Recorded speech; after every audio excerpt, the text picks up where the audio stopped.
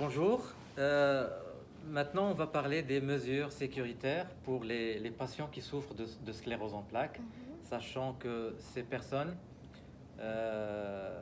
souffrent souvent de fatigue musculaire. Donc, avoir un espace sécuritaire, ça va les aider et éviter beaucoup de complications. Oui. Je passe la parole à Wismi pour parler du premier point parmi les mesures sécuritaires. OK.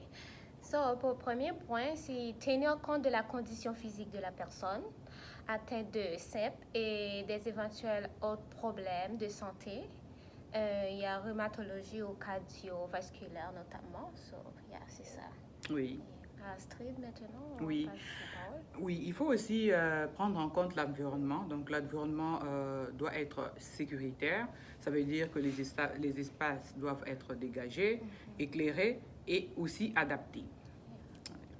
Très bien. Comme troisième point, on peut parler de pratique à l'exercice et les choses qui peuvent l'empêcher. Par exemple, au cours d'une poussée, on doit demander au physiothérapeute ou au médecin si le patient peut faire la rééducation ou il faut l'arrêter.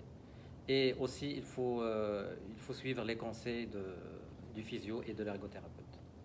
Et aussi, il y a aussi en cas d'infection, il n'est pas raisonnable de pratiquer des exercices. Et aussi, juste après la prise de médicaments. Si on a fini de prendre le médicament là tout de suite, il n'est pas nécessaire de faire des exercices. Il est préférable de prendre une pause et puis après, lorsque le médicament a fini de bien circuler dans votre corps, alors là, on peut pratiquer l'exercice. Oui. Yeah. Très intéressant.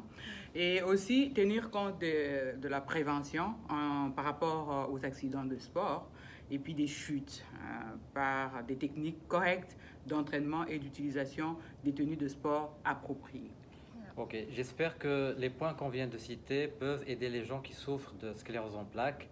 Et voilà, merci beaucoup. Merci.